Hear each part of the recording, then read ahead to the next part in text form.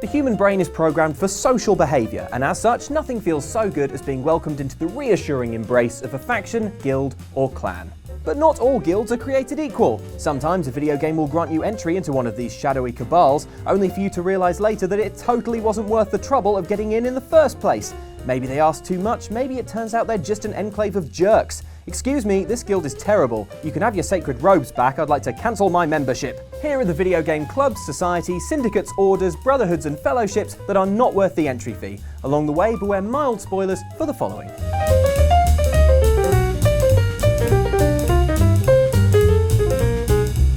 Since the moment we arrived in the Commonwealth, we've been constantly under fire.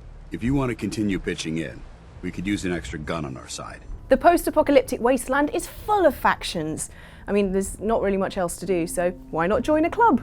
In Fallout 4, there are 4 main factions for you to choose from, but there's one we immediately regretted getting involved with. The Brotherhood of Steel are a bunch of people covered in armour who give themselves ranks like Paladin, Scribe and Knight because they're completely up themselves. Sorry guys, but you're in post-apocalyptic America, not ye olde England.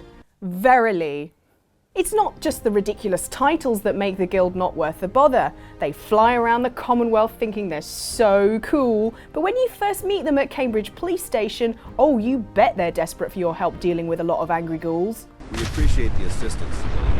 Paladin Dance, you are aware that I've only recently been defrosted, and since I played as a female character, I didn't have the army training of my husband, yet I did more damage than you. As you hang out with them more, you discover that not only are they overly reliant on an ex-popsicle, but maybe those ghouls were attacking because the Brotherhood of Steel haven't exactly been nice to them. It soon becomes clear that the Brotherhood are not fans of any ghouls, super mutants or synths, not even the nice ones, while you as the lone survivor can manage to make friends across the entire spectrum of people in the Commonwealth. Nick Valentine is the best, just saying. The Brotherhood of Steel take every opportunity to express just how much they dislike anyone who isn't a pure human. Super mutants. Having those aberrations of nature close enough to smell is making me sick to my stomach. Basically, they're the Death Eaters of the Commonwealth, and if you sided with them, we're gonna have to check your left arm for the Dark Mark. Admittedly, other factions make you go through some pretty tough challenges to join them. The synth-run Railroad make you follow the Freedom Trail to find them, which is overrun with lots of things all trying to murder you. Still better than the Brotherhood. Whoa! Down! It's unfortunate that the affair that gathers us together tonight is a troubling one. We are here because the laws that bind our society, the laws that are the fabric of our existence, have been broken. Everyone knows being a vampire is a mixed blessing at best. Sunlight is lethal, and you try finding a mattress that offers both lower back support and fits in a coffin. But there are advantages too. The attractive power, the lazy and decadent nightlife, the aura of seductive mystery that keeps mere mortals trapped in your sensual thrall. Whew! That blood-sucking balance is artfully presented in Vampire the Masquerade Bloodlines, which asks you to ally yourself with one of 7 vampire clans. Those were the Primogen, this city's clan elders, a worrisome bunch devoted first and foremost to the security of their own skin. There's the wealthy and influential Ventru, the powerful and good-looking Bruja, the feral and animalistic Gangrel. Each vampire guild has its pros and cons, but there's one clan whose membership is a longer list of cons than a prison ship's manifest, the horribly deformed Nosferatu.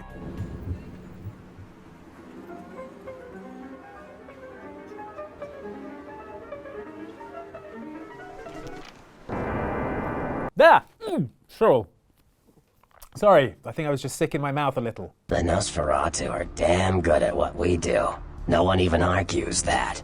If you need to know, if you want it found, you come to us. Joining the Nosferatu clan condemns you to the life of an outcast, even within vampire society, who, to be fair, would rather not have your horrible lump and fish face cramping their sexy masquerade balls. Entering this awful order also means you'll only be able to get around in the game using the sewers, as travelling above ground means a human might see you and blow the cover of the whole vampire world, after they finish vomiting. Oh man! You're a Nosferatu, aren't you? Worst vampire clan ever. On the plus side though, Nosferatus gain extra blood when feeding off rats, so... yeah, have some of that, you sexy other vampires. You can walk around in the real world. You Jealous. You are jealous.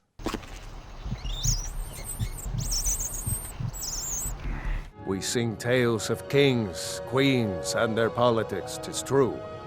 But do you know who really makes history?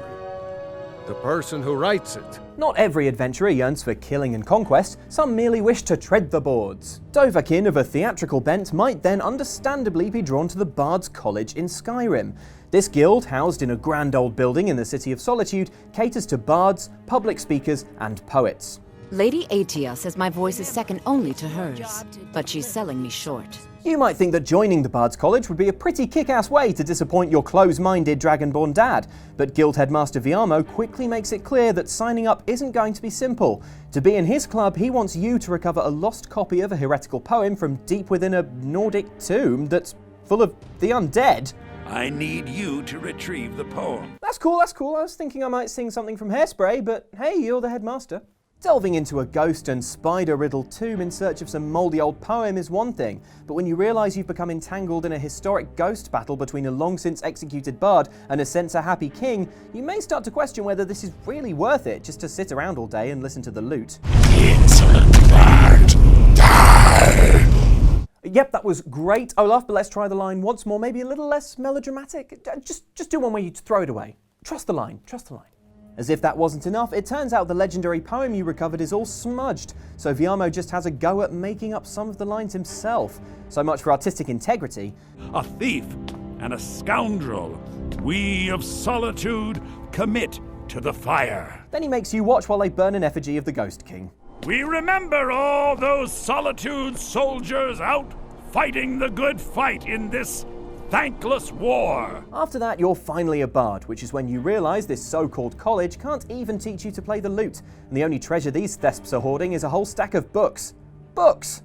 More like Librarians Guild. Still, to ensure this wasn't a total loss, I thought I might favour you with my banquo. Thou hast it now, King... No! We work in the dark to serve the light. We are assassins. I think we can all agree that being an assassin looks pretty damn cool. You get to do some badass parkour, look damn sharp in your robes, and stealthily take out bad guys with your iconic hidden blade. However, in Altair's day, your ring finger would get in the way of the hidden blade, so to rectify this problem, it became part of the Brotherhood's initiation ceremony to cut it off. Well, that's just the perfect thing to do to someone you've put a lot of time and effort into training during a period where wounds could easily get infected and kill people. Just perfect. Fortunately though, for later assassins' fingers, the Brotherhood worked out a way for the blade to work without removing body parts. I was only having fun, Ezio. Though the blade once required a sacrifice, it's been modified. You can keep your finger. Phew, their fingers are saved. Unless, of course, there's like some new initiation ceremony where they get like a red hot pair of iron pincers and burn their fingers or something. What? Oh, look. Unfortunately for Ezio, the assassins do like their symbolism, so when he was fully initiated, he got burned and then had to eagle dive off the Assassin HQ. This only hurts for a while, brother, like so many things. Benvenuto, Ezio. You are one of us now. And in Assassin's Creed Brotherhood, Ezio was the one to do the branding on new initiates and make them jump off a roof. I guess the assassin's answer to would you jump off a bridge if they told you to would be yes. Still, they may have got a better deal than Arno, who had to drink a suspicious liquid from a chalice and had a hallucination where existence was crumbling around him, causing him to use his badass parkour skills to survive. Reminds me of my trip to the Absinthe distillery in Paris. I'm still not allowed in Notre Dame. Hello there. I hear you've been looking for me. Oh, please don't be mad. We were just having some fun. It makes sense if you live in a magical world to ally yourself with the people doing the magic. Better to be the one turning people into sheep than being turned into a sheep yourself. Nobody needs to get turned into a sheep. But whatever, if it does happen, ain't happening to me. The Mages Guild in Oblivion won't accept just any old ruffian off the street, however. To enter the illustrious Arcane University, you need a recommendation from every local guild hall leader, including the guild in Bruma. The boss Jean won't recommend you unless you help find a missing mage, Jaskar. If you can find Jaskar, I'll write the recommendation immediately. A missing mage, kidnapped by giants, mortally wounded fighting monsters and in need of aid. Have no fear, this acolyte will not rest until his lost brother is found! Spoiler alert, you won't be waiting long. Jaskar is downstairs using his mage powers to go invisible and freak out his colleagues. Go away. You'll ruin everything. Real mature, Jaskar. What, are you going to stretch cling film over the toilet bowl next? Yeah, the Mages Guild is basically prank club. For instance, another Bruma mage, Volinaro, offers to assist with the Jaskar situation, but only if you agree to freak out mage boss Jean by nicking one of her magical tomes from a locked drawer. Come on, Mage Guild, what about the awesome responsibility of wielding magic? It was a good idea, wasn't it? I wonder how long she'll spend trying to figure out where she put it down. Okay, is the whole guild this passive-aggressive? Because I'm having second thoughts about palling up with the magical equivalent of taping name labels onto the milk in the communal fridge. Oh, and hey, guess what? Everyone in Magic Animal House suddenly loses their sense of humour if you're caught stealing that book. Hey, that's mine. Guards! Guards! Stupid guild anyway. Ah, don't turn me into a sheep! Cow or better! So you were the one fighting Darkspawn. I thought I heard combat. You're the elf I found wandering the forest, aren't you? I'm surprised you have recovered. Who wouldn't want to be a Grey Warden? This order of exceptional warriors has defended humanity from evil for generations, and Grey goes with everything, so... As a recruit in the world of Dragon Age Origins, you're hoping to join the Grey Wardens and attain the respect, camaraderie, and presumably free coffee that a Warden enjoys. Reasonably enough, the Grey Wardens want to make sure you're handy with the old weaponry before you join their sacred warrior gang. To prove your worth, you'll be asked to venture out into the desolate Korcari wilds and bring back some Darkspawn blood. Having demonstrated your robustness, there's just one more hoop to jump through, a secret ritual called the Joining? Good. I've had the Circle Mages preparing. With the blood you've retrieved, we can begin the joining immediately. Okay guys, I know how these things go. What's the final dare? Run naked across the sports field? Steal a traffic cone? The Grey Wardens were founded during the First Blight, when humanity stood on the verge of annihilation. So it was that the first Grey Wardens drank of Darkspawn blood and mastered their taint. We're going to drink the blood of those creatures. Blood drinking? Gross. Still, it's safe, right?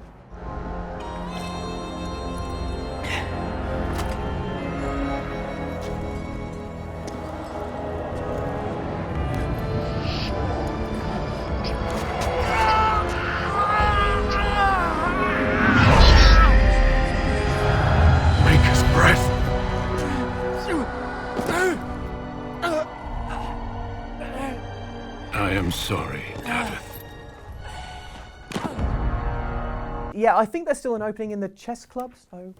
Chugging down a goblet of Darkspawn blood and enduring the nightmarish visions they bring isn't the end of a Grey Warden's troubles. Expect a lifetime of reduced fertility and horrifying dreams. On the plus side, you won't have to endure that for long, as Grey Wardens only live a few decades beyond the joining ritual, before the nasty blood you drank fatally consumes you. I'll take a rain check. I'd leave actually, but as this is an RPG heavy list, I'm supposed to stay here and guard the chair in case Ellen tries to do any last minute Kingdoms of Amalur editions and... It's you, rascal, come back here.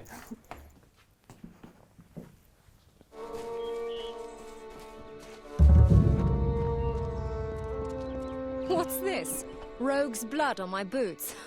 In Kingdoms of Amalur's Feylands, there are a handful of different guilds you can join. In fact, you can join all of them without closing others off because Kingdoms of Amalur is the best. Still, that's not to say you don't have to jump through loads of stupid hoops to join them. The House of Ballads sends you on a quest to prove yourself because you're not a Summer Fae, and the House of Sorrows sends you on a quest because you're not a Winter Fae, even though you just saved everyone from a horrible teeth monster. I mean, for Fae's sake, and that's not even mentioning the Scholia Arcana, who want you to go and kill a load of things, which is not very scholarly in my humble opinion, and the Travellers, who send you off to go and find 3 rare items for you to collect before they even become your friends. Still, the one that takes the biscuit for me is the Warsworn. So called because they're, well, sworn to war, they won't let you in their little club unless you get a commendation. Luckily for you, Warsworn Ostadura is in Gorhar Inn, and is happy to give you a reference for your fateless CV if you just go murder a couple of dudes from the Red Legion. Bring me proof you've dealt with them. I'll pay in coin and my good word. Compared to the other quests, it's a walk in the park.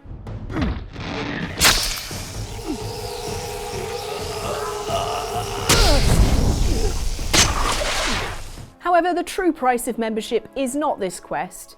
It's hanging out with the Warsworn. Whilst you can finish Warsworn quests however you want, Warsworn members are mainly melee focused, and oh my god will they not shut up about their bloody armour or how great they are.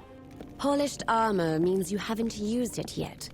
Okay, yeah, no, cool, that's a fair point. Dust, dents and scars, that's the iron-fast way. Oh yeah, no, I hear you. You've said it quite a few times. We're fighters here, not toy soldiers.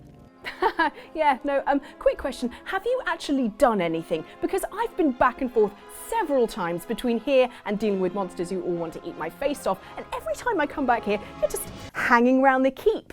Mitharu himself defend you if there's a stain or a scratch on your armour. Fine, sod it. Enjoy your big slow swords and your heavy armour. I'm just gonna stick with my super fast daggers and magic fire hands. To be honest, I only joined for the sweet loot in your keeps, which as a rogue means everything not nailed down.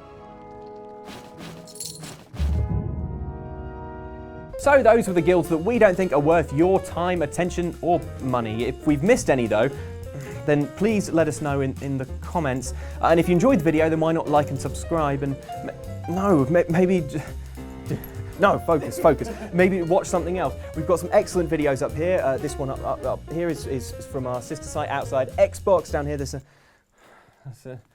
another one from Outside Xtra.